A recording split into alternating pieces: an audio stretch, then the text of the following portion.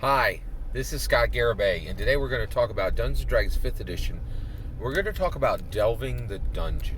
Alright, so I've really been into MTG D&D, alright? So this is a whole, so what is MTG D&D? Well, Magic the Gathering just created Magic the Gathering Adventures in Forgotten Realms. It's the most unique set that Dungeons & Dragons, that Magic the Gathering has ever created. It is a Magic the Gathering set that has an official Dungeons & Dragons setting as its official setting, right? So it's unique. It's totally unique. Nothing like it.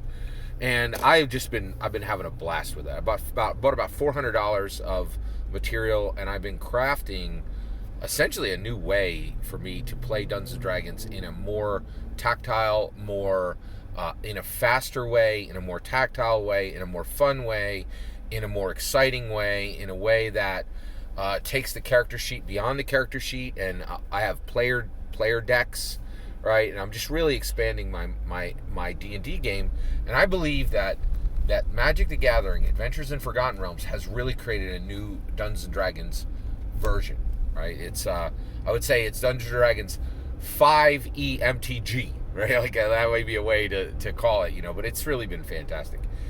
In MTG Adventures in Forgotten Realms, there is a mechanic, and it is on many of the cards throughout the set, and it's called Delve the Dungeon. And when I read it, I was delighted by it, and I thought, oh, this is so fun and neat. I really like this. This is so cool. And it made me think, and I will say, I just want to really thank each and every one of you for listening to my channel and leaving these amazing comments below. I'll tell you, that's how I'm paid. Your comments are how I'm paid. I love every view. I love every like. But when I see these super smart, super engaged, super helpful comments, it's just such a blessing to me. It brings so much joy to my life.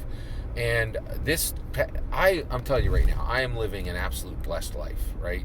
I was saved, I'm an evangelical Christian. I was saved when I was 15. And I'm just telling you, like right now in my life, I'm so blessed in so many aspects. And Dungeons & Dragons is a huge part of that. God put me on this earth in 1970 so that I would experience every minute of Dungeons & Dragons during, Dungeons & Dragons would be less old than me, right? And it's just really been a powerful, important part of my life, and it's a huge part of how blessed my life is, right? And so I wake up in the morning nowadays, just arrived at a point in my life where it's blessings to blessings, and Dungeons & Dragons is a big part of that. And I look back, and I'm like, how did my life become so rich? And one of the parts of that, first and foremost, God and Jesus, and my wife. But after my family, after my God and my family, D&D's next, right? It's had a huge impact on my life. And one of the things that really has helped me in my life is Delve the Dungeon. So Delve the Dungeon is a mechanic in Adventures in Forgotten Realms, but I realize it's been a mechanic in my life since I was 12, right? When I was 12, I became a dungeon master, and I started taking people into the dungeon, and they delved the dungeon, right? And we both learned. I learned as the dungeon master, and the dungeon players learned that in life you delve the dungeon. Now, what is delving the dungeon? It's saying, okay, listen, there's a hole in the ground, right? It's got a super dope, stone arch, but when I go through that, right, I am going to go into a horrible place. And it's going to be challenging, and there are going to be monsters, and it is going to be dark, and I could lose real things when I'm down there, all the way up to the point of my life, right? But if I go down in that dungeon, if I delve the dungeon, there will be treasure. And if there isn't treasure, I will come out of that dungeon with treasure, no matter what.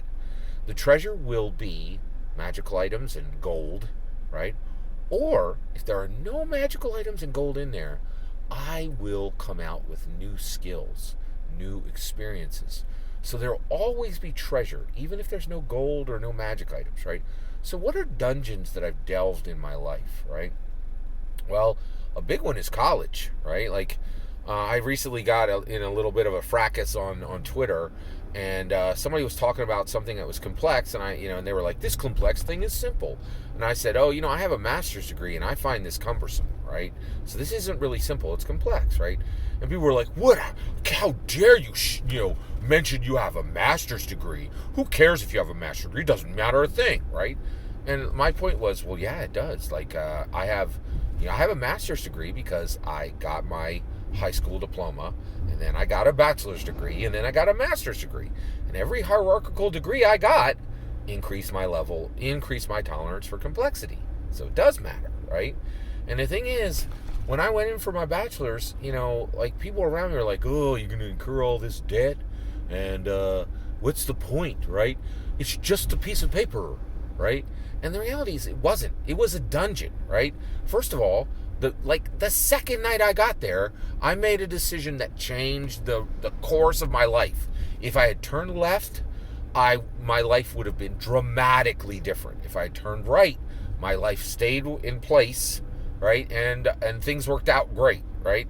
But I was faced with encounters and decisions on, like, night 2, right? Like, that would have drastically changed the direction of my life, right? Then what were the monsters I encountered in when I went for my bachelor's, right? I had to get through 16 professors to get my degree, right? 12 of them were great. They were empty rooms, or they were a room with nothing but a treasure chest in them. But, like, one of them was a gelatinous cube, right? And another one of them was a displacer beast, right?